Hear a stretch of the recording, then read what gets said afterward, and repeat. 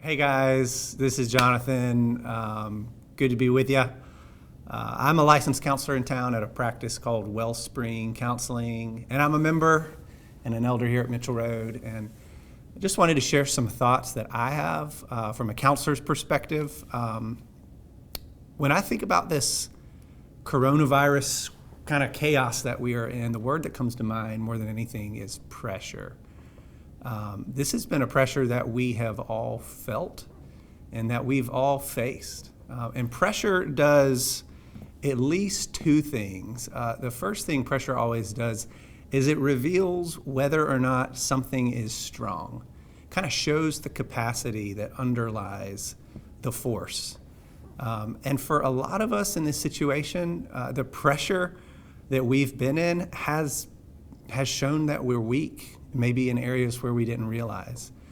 Some people have even experienced destruction on some level, things breaking down. The weight of this has just shown a great need. Now, the other cool thing about pressure, though, not only does it reveal like our capacity, whether we're strong or weak, pressure itself also gives us an opportunity to strengthen. It can be a very formative process where our roots deepen, so to speak. And I believe that we still have opportunity, however long this lasts, to seize this moment and to ask God to continue to grow us from the inside out. So yes, this is a hard time. There's a lot going on here. It's showing that we have a lot of opportunity for growth. But the really cool thing is it's also giving us a chance to grow. Let me highlight just two main ways that this pressure from this COVID-19 crisis has kind of shown up in our lives, pointed out our weaknesses, but also giving us a chance to improve. The first is simply our relationships, and the second is our own emotional life. Now, there have been others who've already talked about our relationships with those closest, people in our home, our family. So I'm actually going to focus more on our relationships with our neighbors.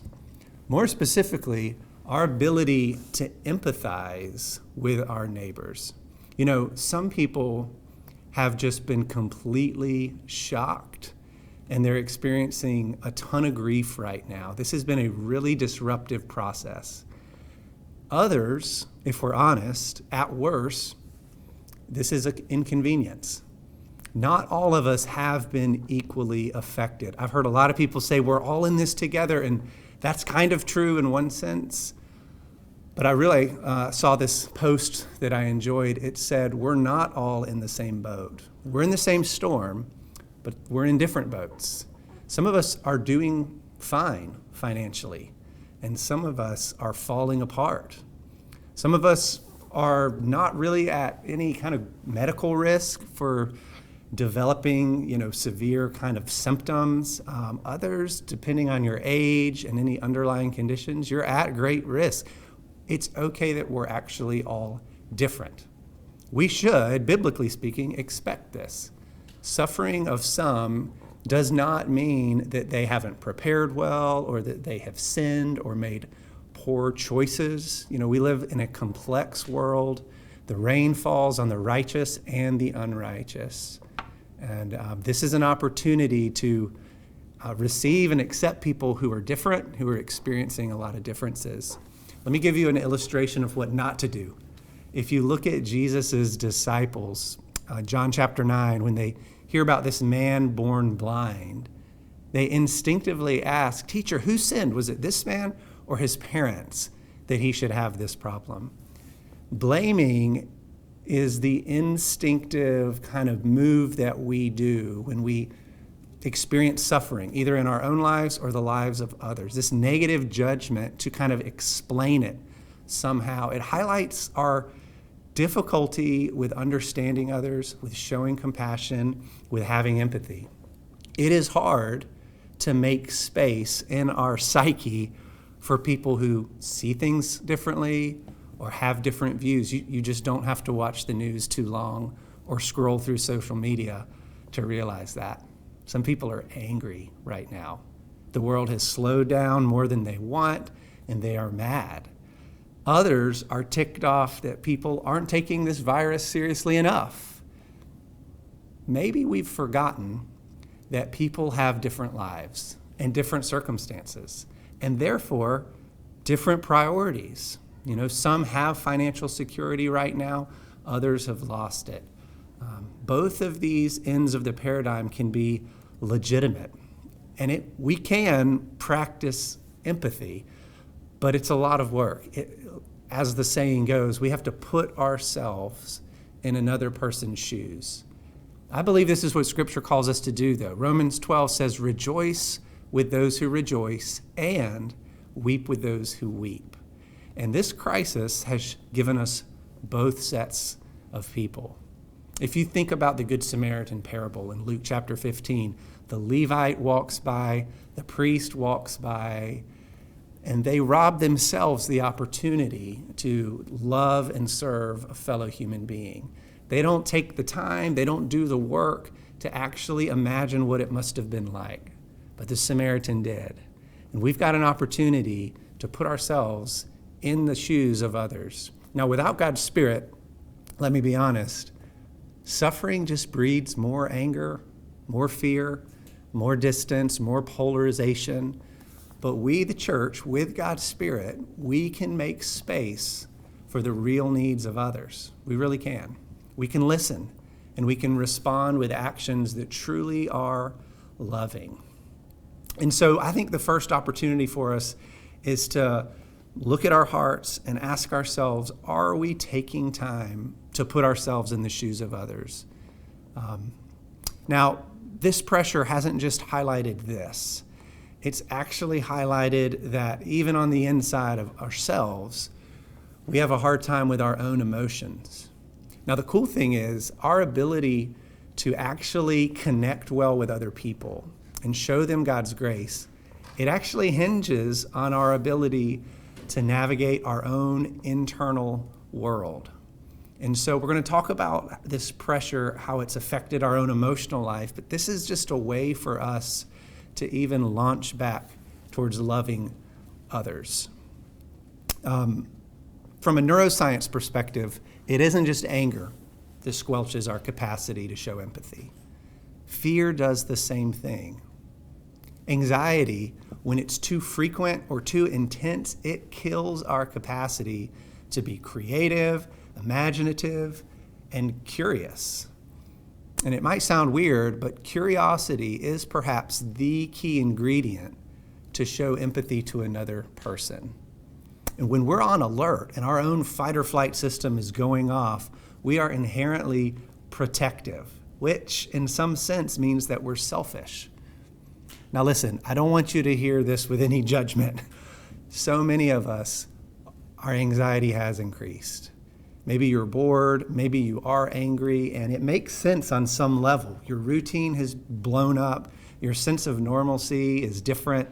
The friendships and relationships that you're around, you're just not experiencing life in that same way. Our bodies and our brains don't like this, and it does take a toll on us. But here's the great news. Struggle and pain have long been known to be some of the key ingredients to bring about spiritual growth and even emotional growth. It happens through trial. Listen to what James says in chapter 1. Count it all joy, my brothers, when you face trials of many kinds.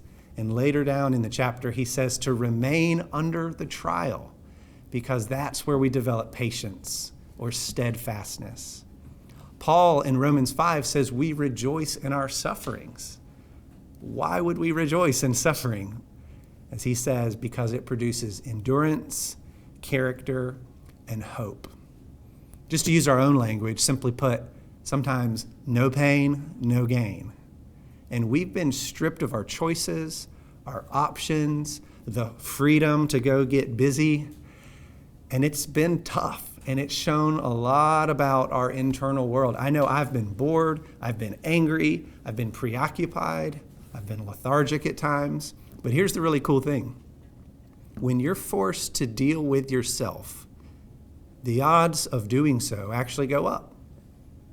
Oftentimes we don't change unless it's too uncomfortable not to.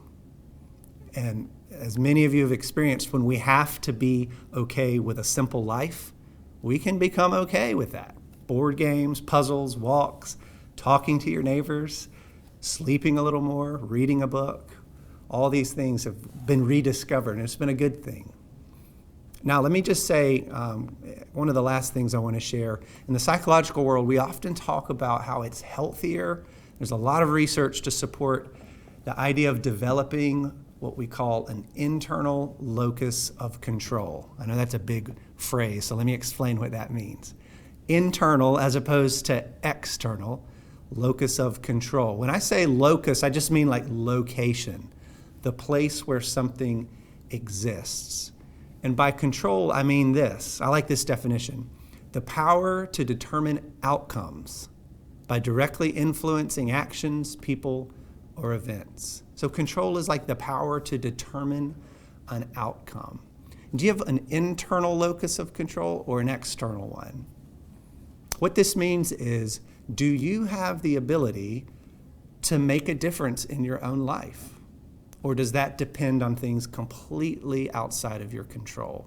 Now, biblically, with the Holy Spirit inside us, I believe we can find joy and purpose internally. Paul actually speaks about this in the book of Philippians. He says the secret of dealing with all these different circumstances, somewhere he has a lot, somewhere he has nothing, is that he has discovered that he can do all things through Christ who strengthens him internally by the power of the Spirit. Now, the crutch of this question is really this. What kind of outcomes are we talking about? Are we talking about, can we control the stock market? Can we control how the president responds? Can we control a decision that the corporate makes in a boardroom where I'm not a part? No, we're not talking about that.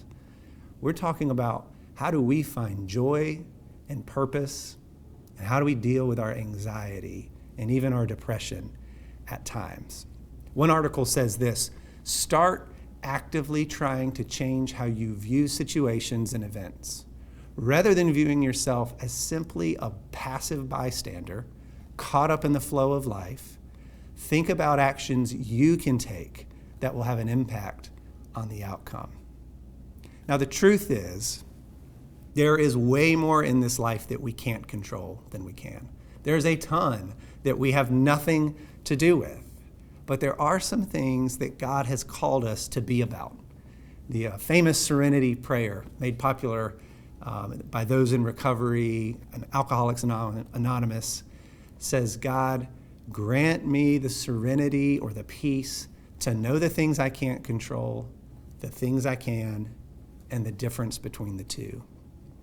Part of being made in God's image is that he has created us with the capacity to reflect him in certain ways, to mirror or to image some of his abilities and his creativity. We're called to fill the earth.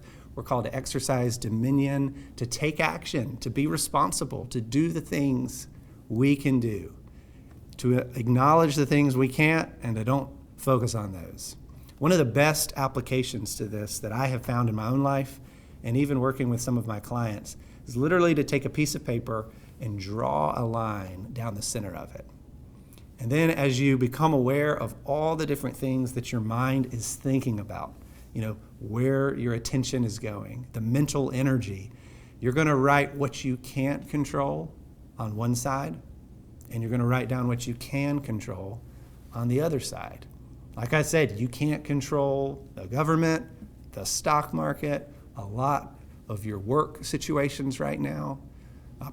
Certainly this global pandemic has highlighted that, but there's still a lot that we can influence in our own lives. We got to cultivate the soil of our hearts. Proverbs 4 says that our heart is the wellspring of life.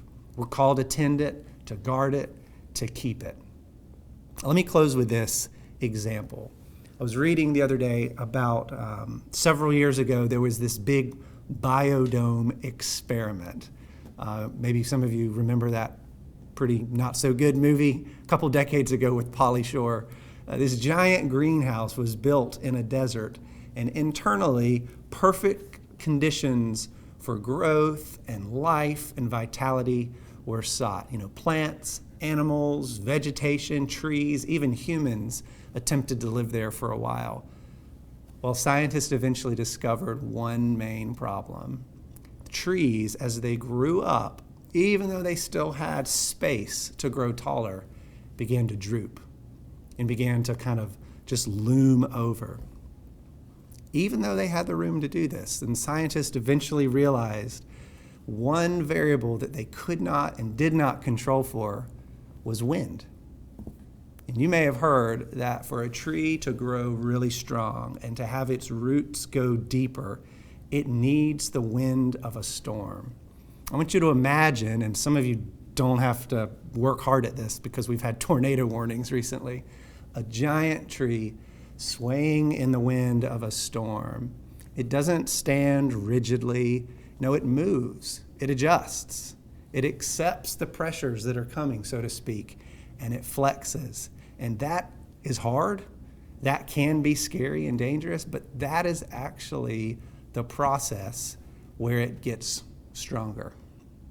God is in the business of growing oaks of righteousness, according to Isaiah 61.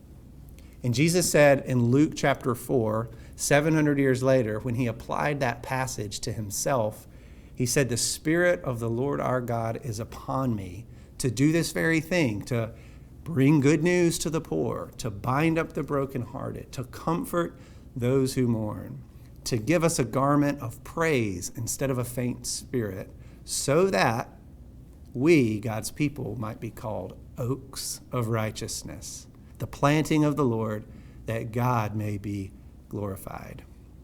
And so, friends, I just want to encourage us. God is at work. God is forming us through these difficult times. And again, we are not all in the same experience. Some of you may have been laid low. You may have had parts of your life that have been disrupted seriously, broken even. It's time to look up and to ask for help.